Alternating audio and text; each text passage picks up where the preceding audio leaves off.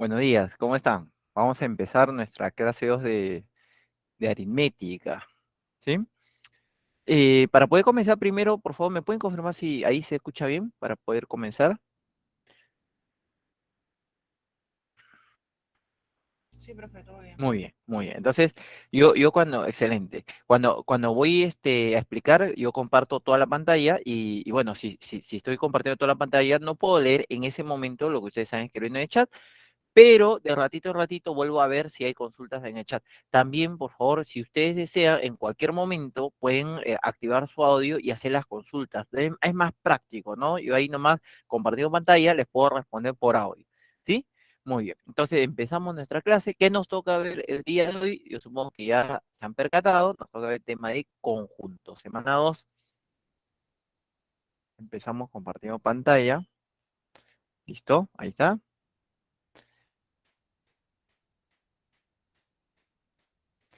Muy bien.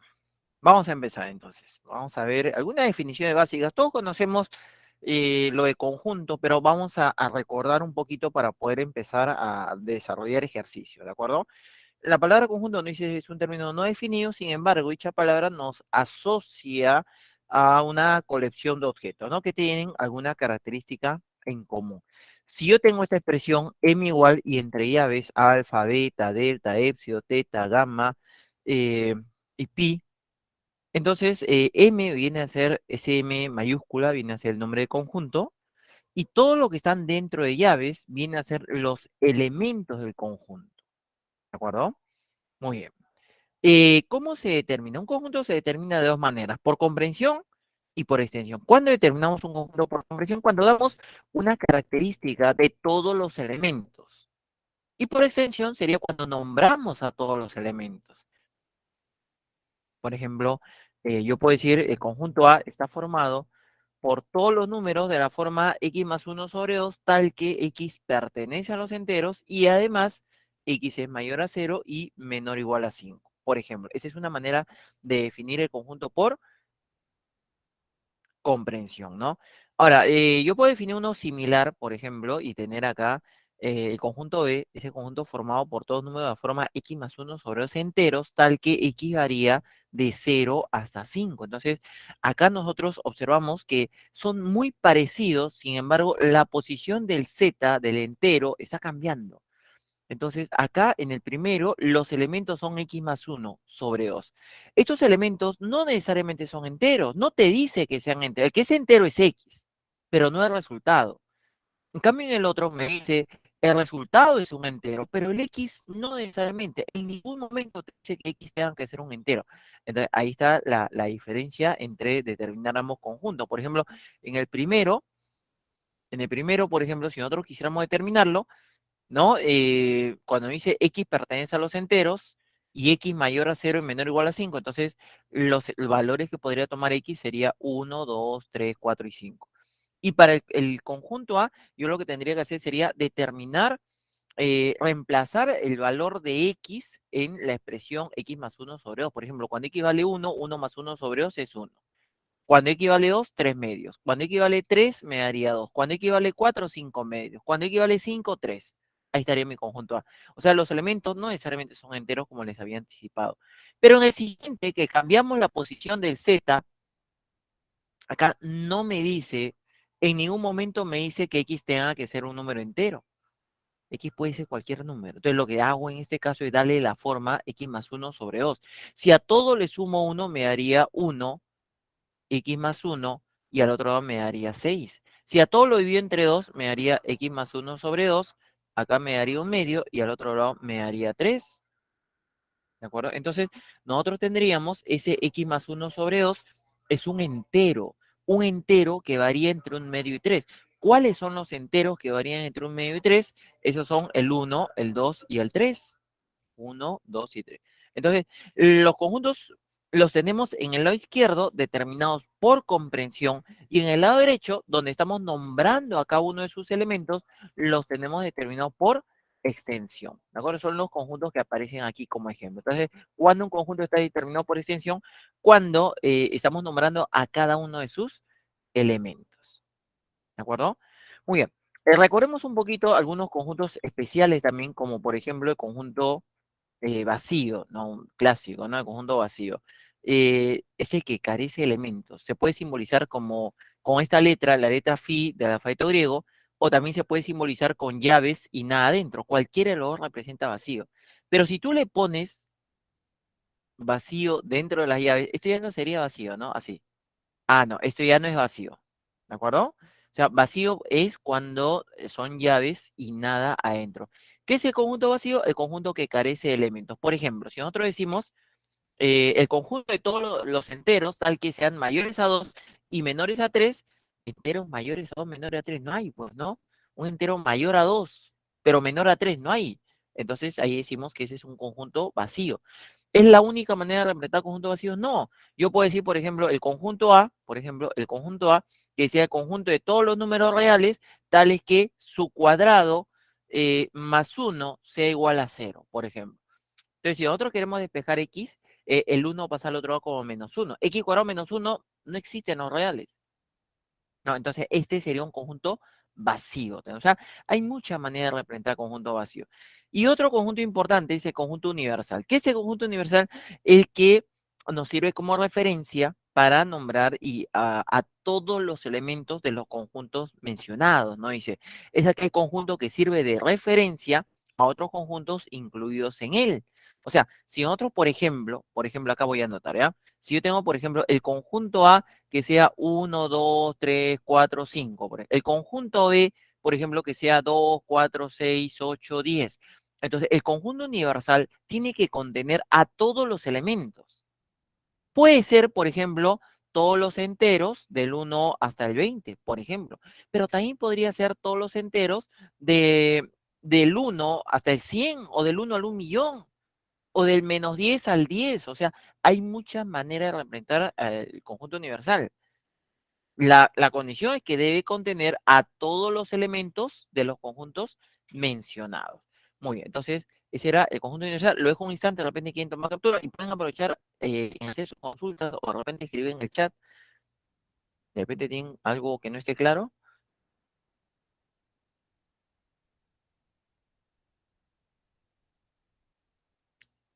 Ya, voy a continuar. Entonces voy a pasar al siguiente.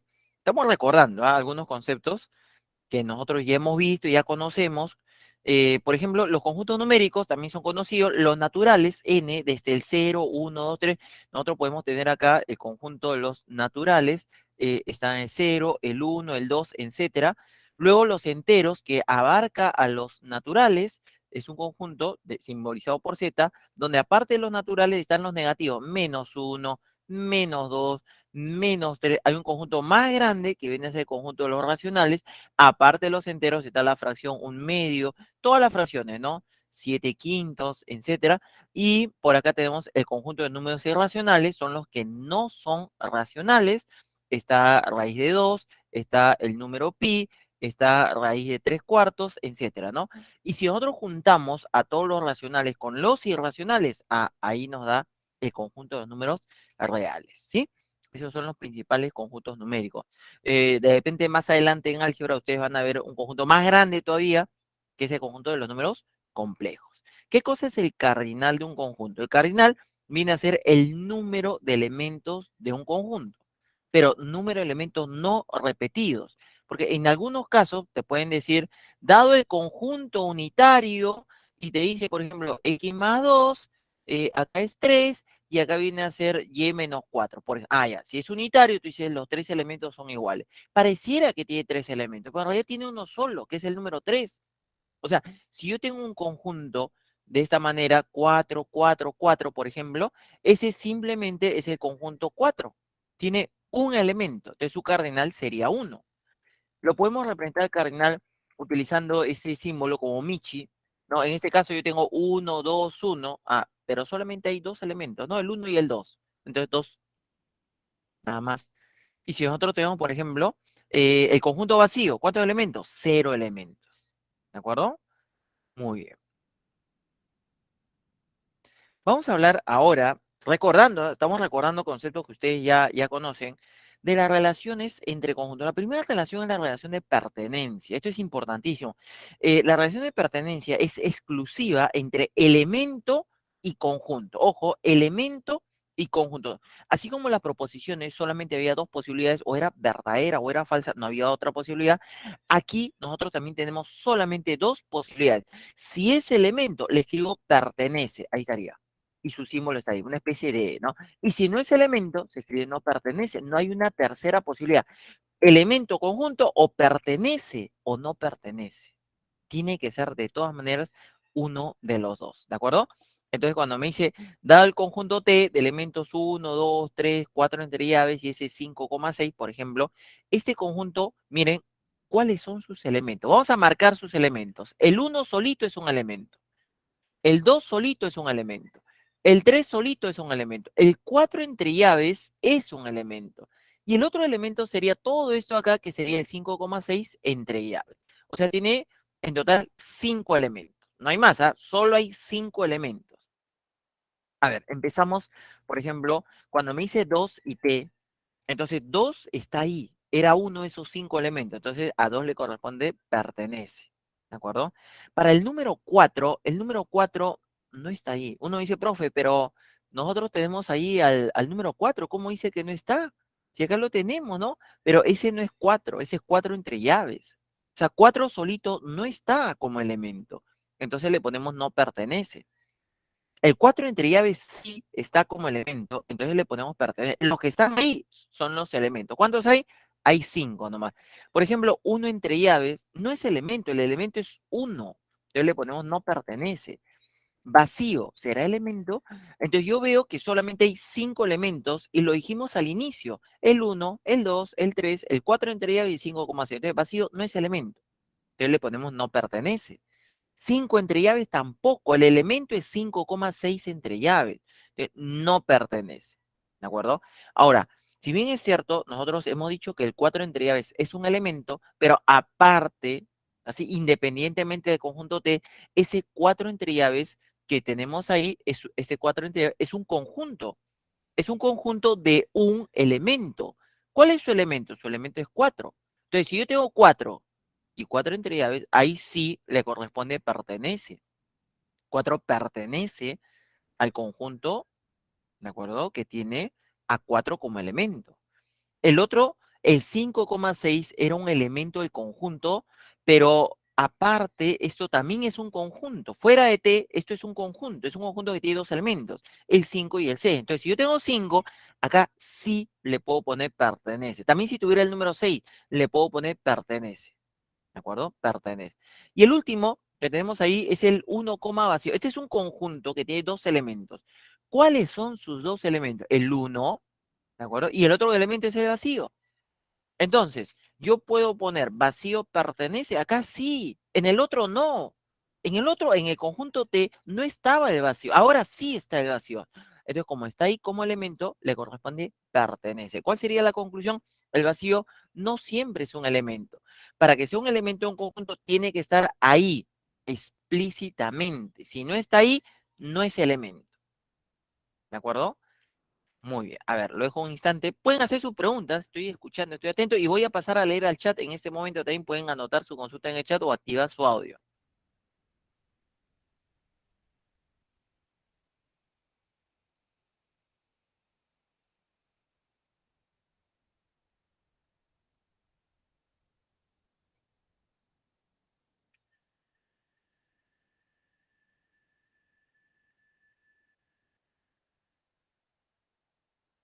¿No? ¿No hay consultas?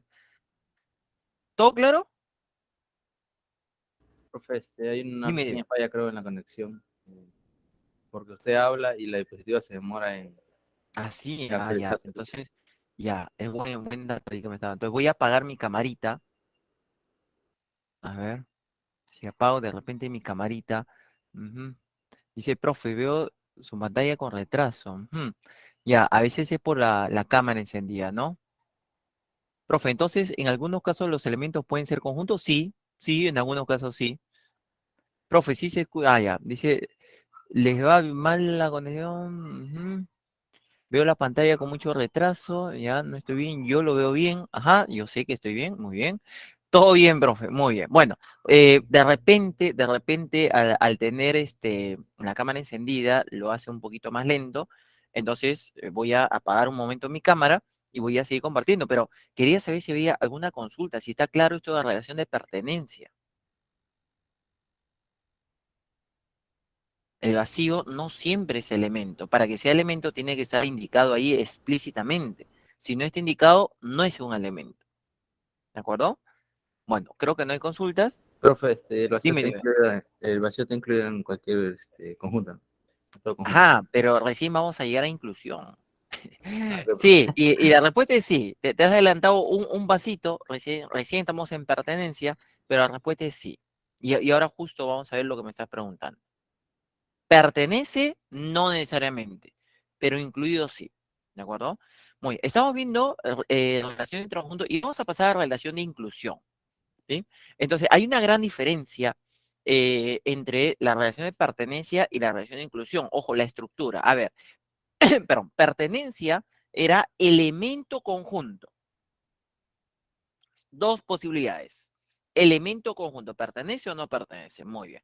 Pero inclusión es una relación entre conjunto y conjunto.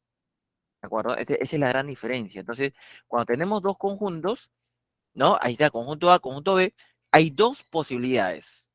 O está incluido o no está incluido. No hay una tercera posibilidad. Ahí está. Incluido, ahí está el símbolo, o no incluido. ¿De acuerdo? Ahora, que diga A incluido en B es lo mismo a decir A es subconjunto de B. Es lo mismo. A incluido en B es lo mismo decir A es subconjunto de B. Entonces, ¿cuándo nosotros decimos que A está incluido en B? Cuando todo, acá nos dice todo elemento de A, es también elemento de B. Todo. Entonces, bastaría que uno falle y automáticamente ya nos habría inclusión. Por ejemplo, nosotros tenemos ahí el conjunto que hemos visto hace un momento, el conjunto de elementos 1, 2, 3, 4 entre llaves y 5,6. Y tenemos los siguientes casos, ¿de acuerdo? Eh, por ejemplo, el primer caso me dice, está el 2 solito, ¿no? Así está. 2 solito y el conjunto T. ¿Qué es lo que pasa con el 2 solito? Este número es un elemento de T. Entonces, como los elementos del conjunto de la izquierda pertenecen al conjunto de la derecha, entonces acá sí podemos hablar de inclusión. O sea, en el primero sí. O sea, si yo tengo un elemento y al elemento lo pongo entre llaves, es un subconjunto. Pero en el siguiente, por ejemplo, nosotros tenemos el 4, ¿no? Así. Y acá está el conjunto T. Entonces, ¿qué sucede con el número 4? El número 4 no es un elemento. Y si no es un elemento, entonces esto no es un subconjunto. ¿De acuerdo? Para que sea subconjunto, los que están adentro tienen que ser elementos. En el siguiente, por ejemplo, hay un 4 doble llave. Pero ese ya está claro, ¿no? Porque si yo tengo así 4 doble llave, y acá está el conjunto T, ¿quién es el elemento? El elemento es este. Eso acá. Este elemento, ¿pertenece a T? Sí, pertenece a T. Por lo tanto, todo entre llaves forma un subconjunto de T. ¿Sí? Entonces nosotros tenemos acá incluido en T. ¿De acuerdo? El siguiente dice 1, 2, 3, 4 y el conjunto T. A ver, uno por uno, ¿ah? ¿El 1 es un elemento? Sí. ¿El 2 es un elemento? Sí. ¿3 es elemento? Sí. ¿4 es elemento? No, 4 no es elemento. Entonces basta que uno falle y ya no podemos hablar de inclusión. Entonces sería no incluido. Si uno falla, ya no hay inclusión. El siguiente, 2 es elemento, sí. 3 es elemento, sí. 4 entre llaves es elemento, sí. Como los tres son elementos, entonces esto sí es un subconjunto de T. El siguiente, bueno, T y T, todos los elementos de T son elementos de T, sí. Entonces ahí nosotros podemos hablar de inclusión. Entonces aquí hay un par de propiedades importantísimas que la vamos a analizar, pero primero vamos a ver la manera simbólica de representar a la inclusión. Esta especie de A volteada se lee para todo. En un momento vamos a hablar un poquito más de eso. Ese A volteada se lee para todo. Y nos dice que A está incluido en B, sí, solamente sí, para todo elemento del universo se cumple que si X pertenece a, entonces X pertenece a B. O sea, me están diciendo todos los elementos A son elementos B. Todos, para todos los elementos del universo. Entonces, acá hay una primera propiedad que nos dice, el vacío está incluido en T para todo T. O sea, siempre, cualquiera que sea el conjunto, siempre habrá inclusión. Pero si el vacío está incluido en T, y yo quiero verificarlo esto según la definición, se cumpliría que para todo elemento del universo, ¿no? Si X pertenece al vacío, entonces X pertenece al conjunto T.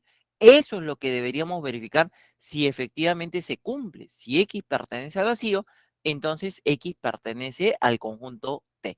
Pero el vacío, habíamos dicho nosotros que no tiene elementos. Entonces, cuando yo digo X pertenece al vacío, eso siempre es falso. Vacío no tiene elementos. Entonces, yo les pregunto lo siguiente. ¿Qué pasaba en una condicional cuando el antecedente era falso? A ver, ¿quién se acuerda? Es verdadero. Todo es verdadero, ¿no? Muy bien. Todo, ¿ah? Sin importar el valor de t. El siguiente, X pertenece a t, no lo sé. Puede ser verdadero, puede ser falso. No importa. Cualquiera que sea, ya sea verdadero o falso, todo es verdadero. O sea, esto es verdadero siempre. Porque siempre el antecedente es falso. El antecedente es X pertenece al vacío recontra falso. Entonces, como esto siempre es verdadero, cualquiera que sea el conjunto T, entonces nosotros tenemos acá una propiedad. El vacío está incluido en todos los conjuntos. Otra propiedad nos dice, todo conjunto está incluido en sí mismo. Pero ¿cómo lo podríamos verificar esto? Para todo elemento del universo se debería cumplir que si X pertenece a T, entonces X pertenece a T. Eso es lo que debería cumplirse. Pero nosotros tenemos lo siguiente. En el caso anterior decía X pertenece al vacío es falso. Muy, eso ya sabemos que es falso porque el vacío no tiene elementos. Pero cuando yo digo X pertenece a T, yo no sé si esto es verdadero o falso. No lo sabemos. Porque yo no sé quién es X ni tampoco quién es T. Es más, T nos dice para todo T. O sea, podría cumplirse para cualquier elemento. Perdón, para cualquier conjunto T. Entonces, ¿cómo puedo determinar si esto es verdadero o falso? No lo podemos determinar. Lo que sí podemos ver es que ambos, en la condicional, ambos son iguales. Entonces le vuelvo a preguntar, ¿qué sucedía en una condicional cuando los dos eran iguales? Todo era verdadero. Verdadero, así es. Así sea verdadero con verdadero, verdadero. Falso con falso, también es verdadero. Entonces, no importa si X pertenece a T es verdadero o falso, no importa. Lo importante es que si en una condicional son iguales, esto siempre es verdadero. Por eso es que todo conjunto, o para cualquier conjunto T, siempre está incluido en sí mismo. ¿De acuerdo? Siempre. Entonces, nosotros tenemos acá que un conjunto, si no es el vacío, mínimo va a tener dos subconjuntos. ¿Cuáles son esos dos subconjuntos? Uno de ellos siempre el vacío y el otro es el mismo conjunto. ¿De acuerdo? Todo conjunto que no sea vacío, mínimo dos subconjuntos. Y para demostrar, ¿qué estamos usando? Estamos usando lógica, que es lo que vimos la semana pasada. La lógica es la base de toda la matemática que conocemos. Relación de igualdad. ¿Cuándo dos conjuntos son iguales? Cuando tienen los mismos elementos. Ojo, la condición para que sean iguales, que tengan los mismos elementos. Por ejemplo, yo tengo el conjunto 1, 2, 3 y el conjunto 3, 2, 1. ¿Tienen los mismos elementos? Sí, tienen los mismos elementos. Entonces son iguales. Yo no voy siempre al profesor. El segundo está en otro orden, pero el orden no es una condición para igualdad. No me dice que tengan el mismo orden. La única condición es que tengan los mismos elementos. Entonces, 1, 2, 3, ¿tienen los mismos elementos que 3, 2, 1? Sí. Por eso es que estos conjuntos son iguales. No dice, en conjuntos no interesa el orden. Si yo tengo 4, 4, 4, solamente el número 4. Son iguales. Es lo mismo. Y finalmente, ¿qué son conjuntos comparables? Dos conjuntos son comparables cuando uno está incluido en el otro. ¿De acuerdo? Por ejemplo, imagínate el conjunto A es el conjunto 1, ¿de acuerdo? Y el conjunto B es el conjunto 1, 2 y 3. Entonces, ¿qué es lo que tengo? Tengo que A incluye en B, ¿no? A incluye en B. Por lo tanto, A y B son comparables, ¿de acuerdo? O sea, un conjunto es comparable con otro si uno de ellos está incluido en el otro, cualquiera. Por ejemplo, si A y B son comparables, nosotros podemos decir A incluido en B, o también podríamos decir B incluido en A. Si se cumple una de las dos inclusiones, son comparables. Por ejemplo, los naturales y los enteros son comparables. ¿Por qué? Porque los naturales están incluidos en los enteros. ¿Sí? Muy bien, nos falta analizar conjunto potencia, pero no sé si hasta aquí hay alguna consulta. Voy a hacer una mini pausa. Pueden hacerme sus consultas o escribir en el chat. Ahorita paso a leer el chat también. Profe, el vacío es un conjunto, ¿no? Claro. Y el eh, vacío, y Y el en el vacío vacío, siempre es subconjunto de todos los conjuntos. Tú ves vacío incluido, automáticamente es verdadero. dentro del vacío está incluido el mismo vacío, profesor. No. Ah, ya, vacío incluido en el vacío. Sí, pues, vacío está incluido en todos. O sea, yo puedo, si tú ves esta expresión, vacío incluido en vacío, sí es verdadero, porque está incluido en todos. Ok, profesor, gracias. Muy bien. No sé si hay otra consulta, a ver.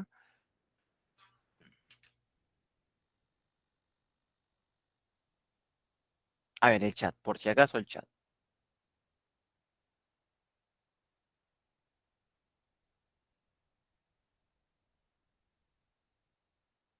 Muy bien. Creo que no hay consulta. Ya, vamos a continuar entonces, ¿sí? Vuelvo a compartir pantalla.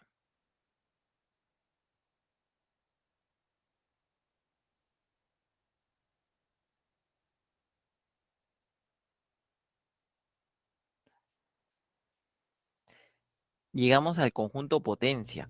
¿Qué cosa es el conjunto potencia? Dice, el conjunto potencia, un conjunto A, denotado por P de A, es el conjunto formado por todos los subconjuntos de A.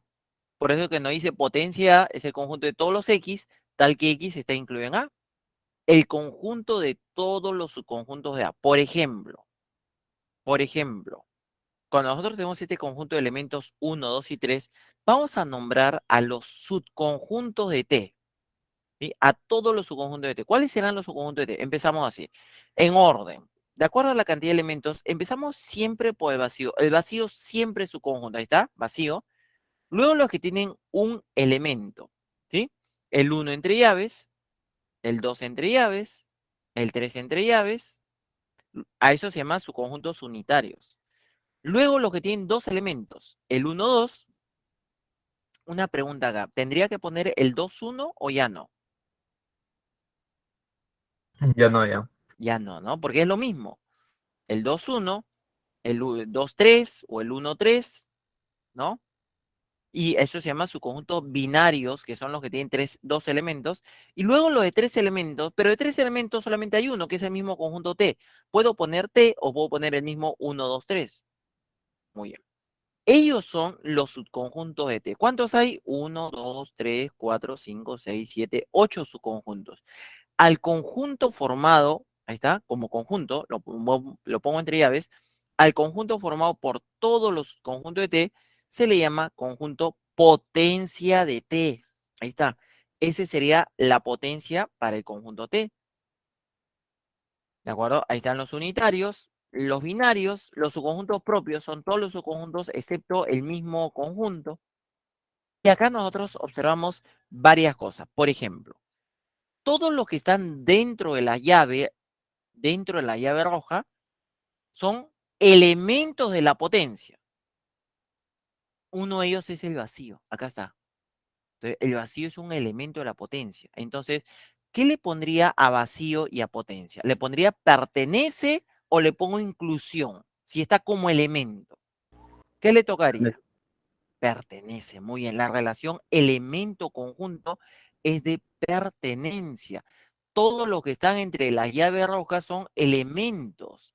Entonces, el vacío es un elemento de la potencia. Por eso que una propiedad sería el vacío pertenece a la potencia de T para todo T. O sea, si tú en un problema ves vacío incluido, automáticamente es verdadero, sin importar qué es a la derecha. Si tú ves vacío pertenece a la potencia de algún conjunto, automáticamente es verdadero.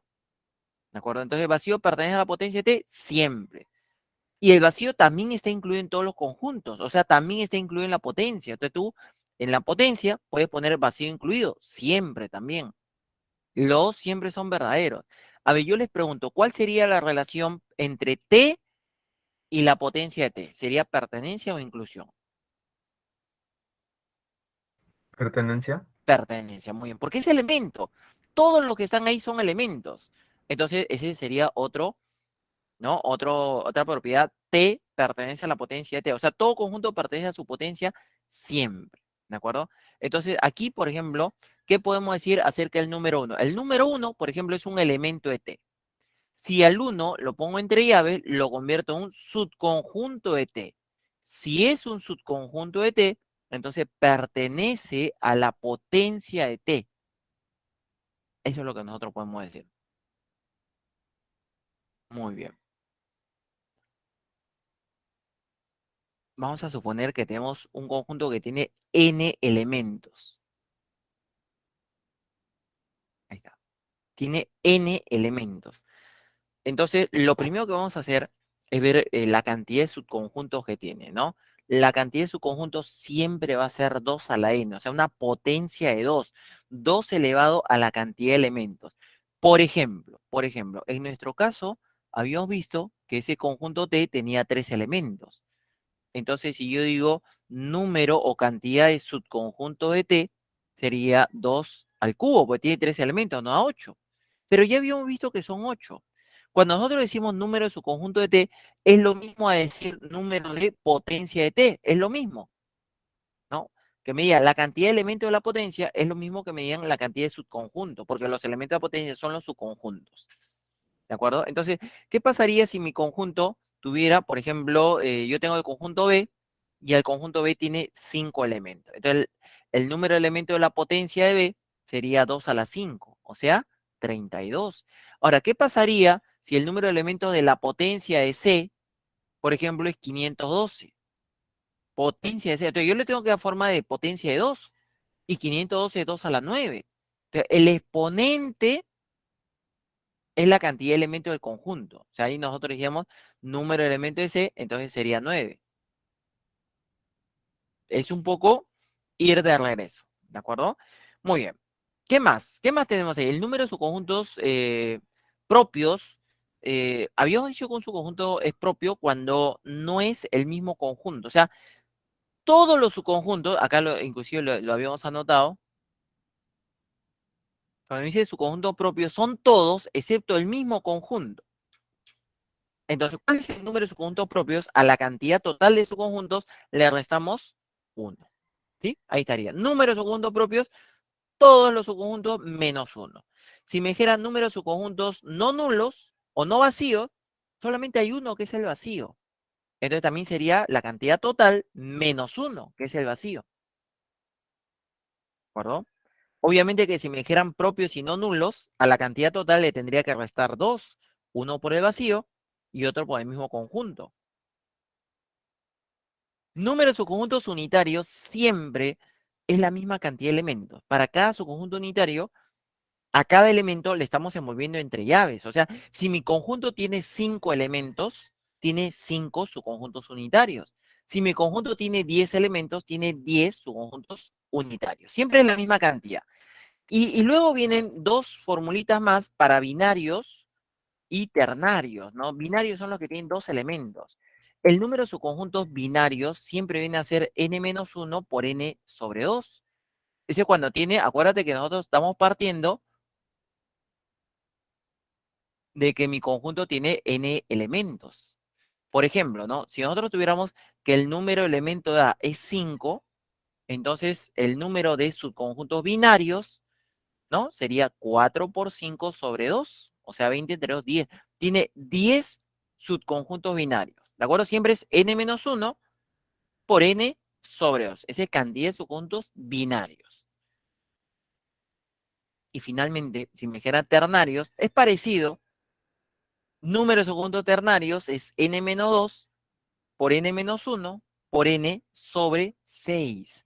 Por ejemplo, ¿no? Si mi conjunto A, vamos a suponer que tuviera, a ver, tiene 7 elementos. Por ejemplo, vamos a suponer que tuviera 7 elementos. Entonces, el número de ternarios sería así. N-2 sería 5. Por n-1 sería 6. Por n, que sería 7, sobre 6. ¿no? Entonces se cancelan los 6 y me quedaría 5 por 7, 35. ¿Cuántos subconjuntos ternarios tiene? Tiene 35 subconjuntos ternarios, ¿de acuerdo? Muy bien, luego un instante ahí, de repente quieren tomarle captura, pueden aprovechar en hacer sus consultas.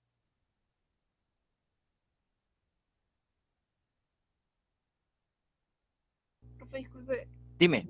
¿lo puedo definir también como combinatorio de n en x? Ah, sí, claro, claro, claro. Pero como yo no lo he puesto así, ¿por qué? Porque eso de combinatorio recién lo vamos a ver en la semana 17. Por eso todavía no, mejor no toco el tema combinatorio todavía. Y no es necesario. Si desean, pueden trabajarlo. Los que ya conocen eso de combinatorio, pueden trabajarlo con combinatorio y el resultado es el mismo. Ya, profe, gracias. Muy bien. ¿Otra consulta? A ver.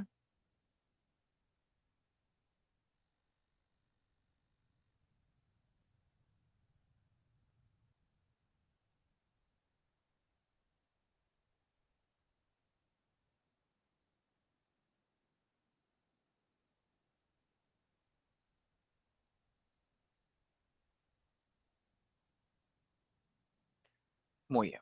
Ah, por si acaso el chat, me estaba olvidando. A ver, vamos a ver el chat. A veces hay consultas. Ujú. Ya, no hay consultas. Muy bien.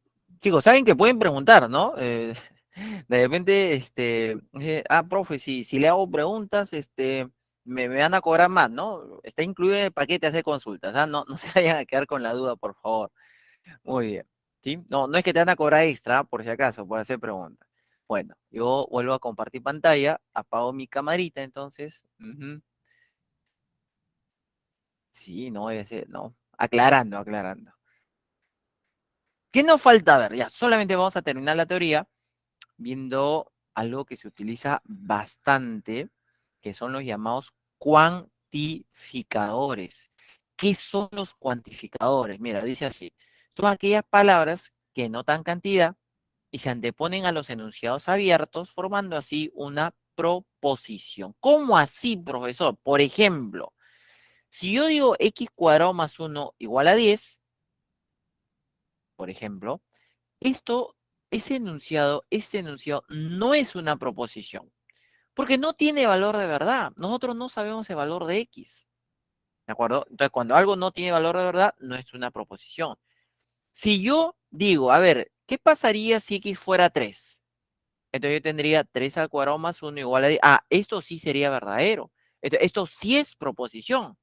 ¿Qué pasaría si x fuera 4? 4 al cuadrado más 1 igual a 10.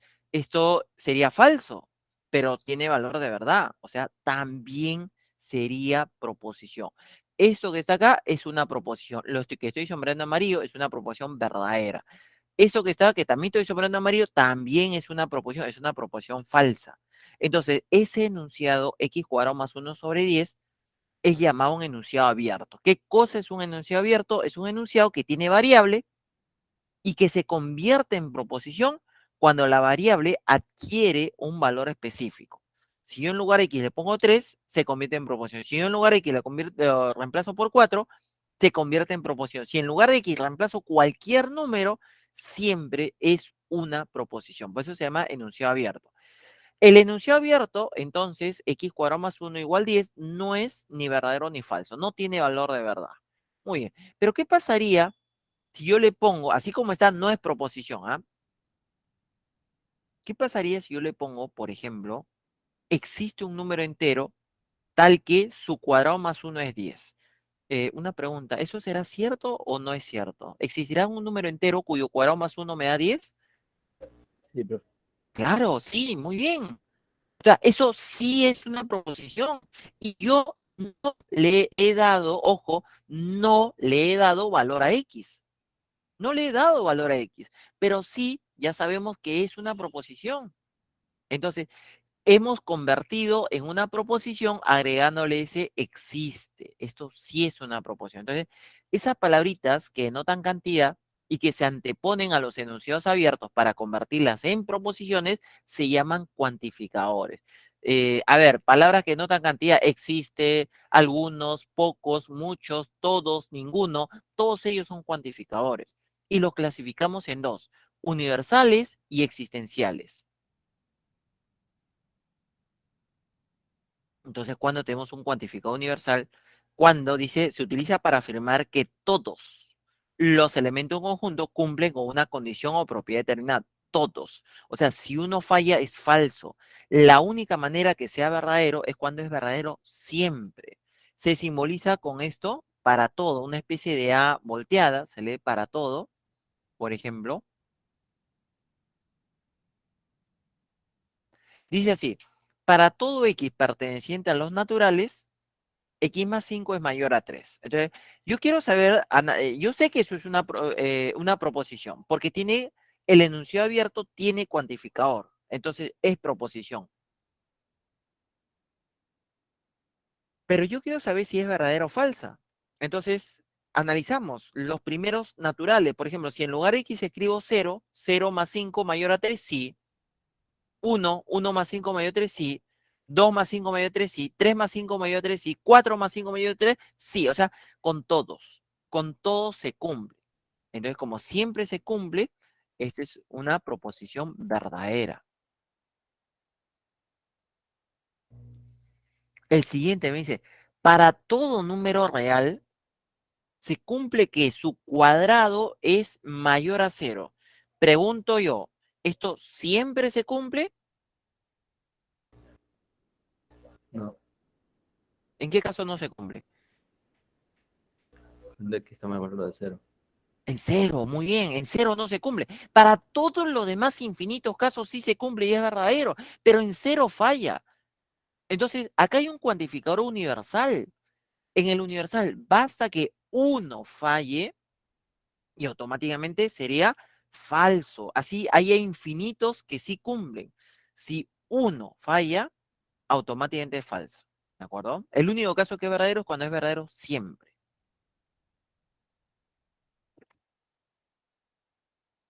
Y el cuantificador existencial se utiliza para indicar que existen uno o más elementos de un conjunto que cumplen con la condición o propiedad determinada. Su símbolo es una especie de E volteada. Ahí está. Y se lee existe al menos uno. O existe por lo menos uno. Por ejemplo, o sea, para que sea verdadero, me basta que uno cumpla. Si uno cumple, es verdadero. El único caso que sería falso es cuando es falso siempre. O sea, acá, por ejemplo, yo tengo, esto se lee, existe un elemento X entero tal que su cuadrado más uno es 10. ¿Existe? Sí. No solamente uno, existen dos, el 3 y el menos 3. Pero existe, por lo menos uno sí. Entonces, basta que uno cumpla en un cuantificador existencial para que todo sea verdadero. ¿De acuerdo? Si uno cumple, automáticamente es verdadero. Ahora, por ejemplo, dice, existe un número natural al que es mayor a 2 y menor a 3. ¿Habrá un número natural en ese intervalo? Ninguno. O sea, esto siempre es falso. Ya cuando tenemos un enunciado falso, ¿no? O sea, nunca ni uno solo cumple, es todo ese enunciado, esa proposición sería falsa. Y nosotros tenemos, me parece, en los ejercicios de clase, dos problemas con cuantificadores y también en los ejercicios propuestos hay problemas con cuantificadores. ¿Sí? Muy bien, no sé si está claro, con esto estamos terminando la teoría y pasaríamos a desarrollar los problemas.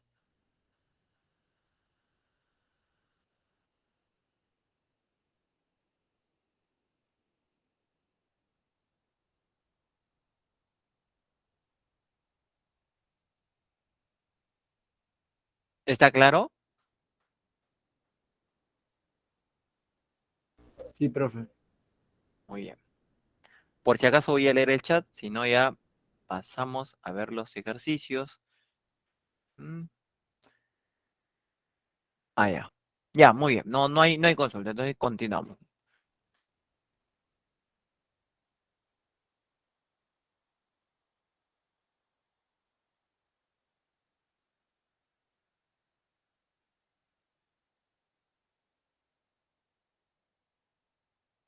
Ahora sí, empezamos entonces. Ejercicio de clase. A ver, dice así.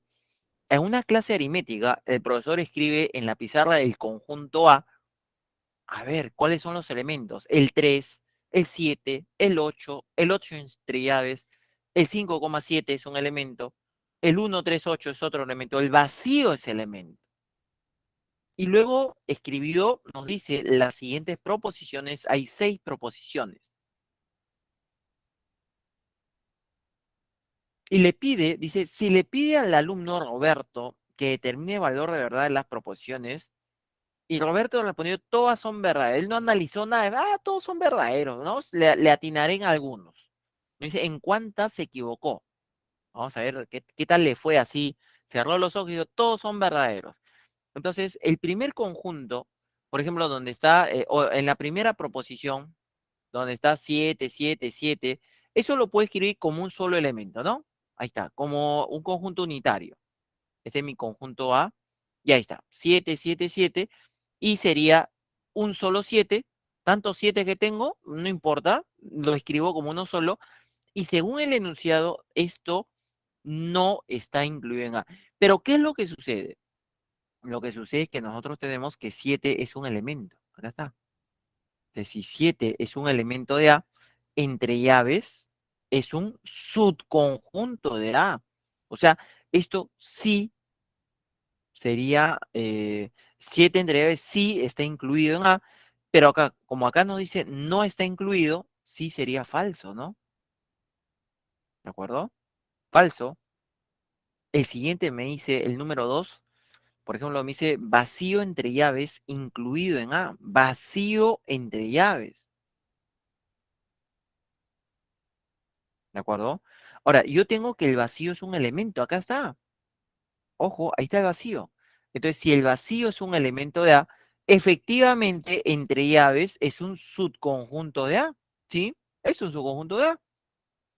Ahí está.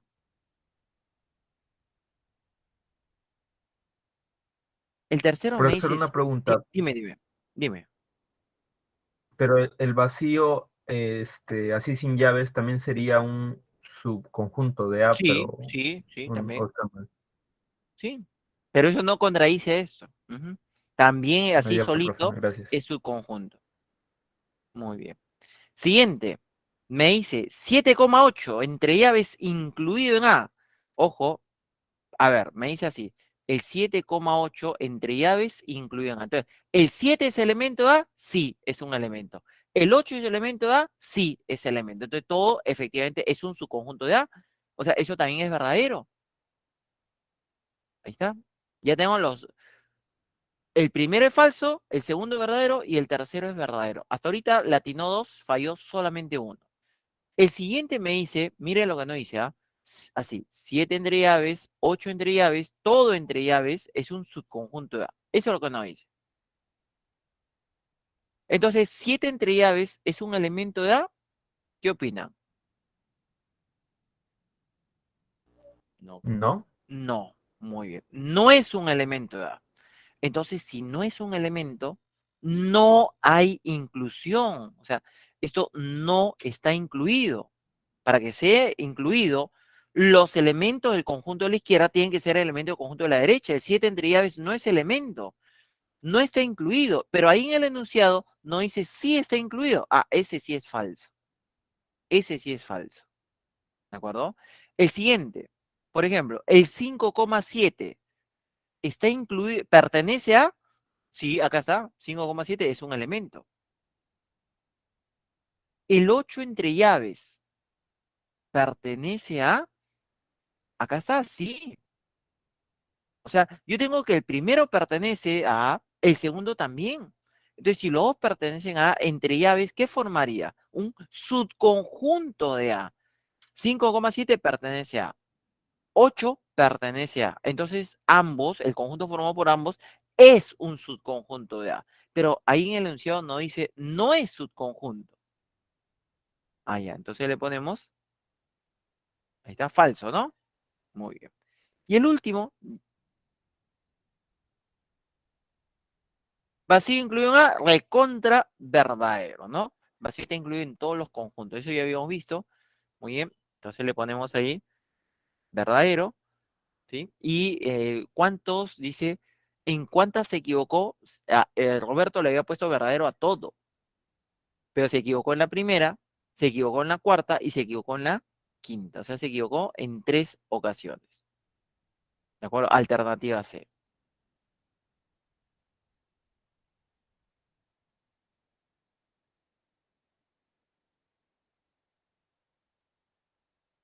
¿Sí? A ver, no sé, de repente hay alguna consulta. Yo estoy seguro que acá tiene que haber dudas, ¿ah? Porque siempre en esto de pertenencia e inclusión siempre genera dudas. A ver, lo dejo un instante, pueden hacer su consulta. Pueden escribir al chat también, ahorita paso a leer el chat.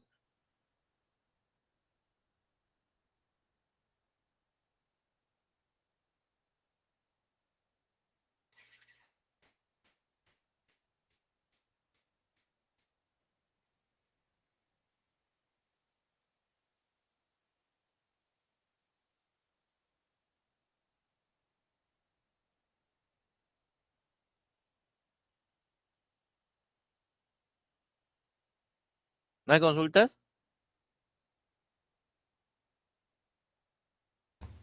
Profesor, Dime, em, ¿por qué en la 4 el 7 no estaría incluido?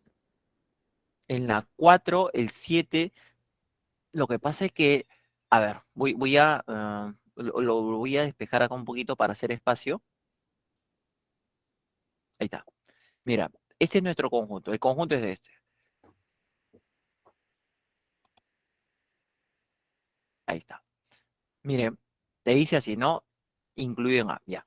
Para que un conjunto esté incluido en otro, sus elementos tienen que ser elementos del otro. Entonces vamos a analizar uno por uno.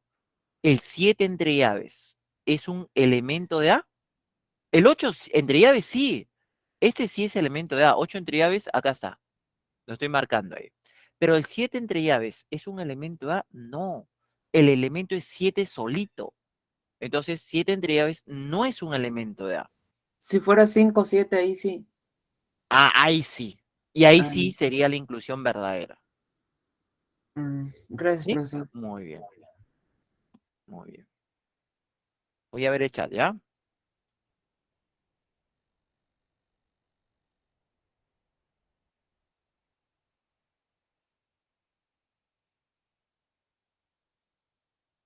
¿De qué me leyó la mente? Lo que iba a preguntar lo mismo. Ajá, un vidente. Los errores se hacen más fuertes. El poder de los ciclos. Qué malo. A ver, acá había otra. Ujú. Ya. Antes caía, pero no más. Ujú. Profe, vacío, incluido en A. Vacío entre llaves, incluido en A. Es que el vacío, ahí estaba, en el conjunto A, el vacío estaba como elemento, ¿no? Y entonces, si el vacío está como elemento, entre llaves es un subconjunto, pero siempre va a ser así, no siempre. Repito, en este caso, el vacío estaba como elemento. Y si al elemento tú le pones llaves, efectivamente es un subconjunto. Entonces sí sería verdadero. Profe, esta es mi quinta presa.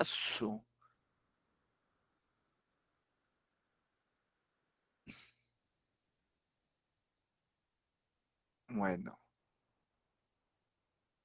vamos por la sexta, dice, ¿no? Ya, muy bien. Voy a continuar, aunque en un minuto va a sonar el intermedio, ¿no? 11:55 es el intermedio, yo tengo 11:54. No sé si tienen la séptima con fe, pero ¿por qué pensar en la séptima? La octava, ¿no? Es como, hay un equipo que se va por la 28, no sé si han visto, ¿no? Ya tiene 27, se va por la 28, me han hecho acordar de ese equipo, no voy a decir qué equipo es por si acaso.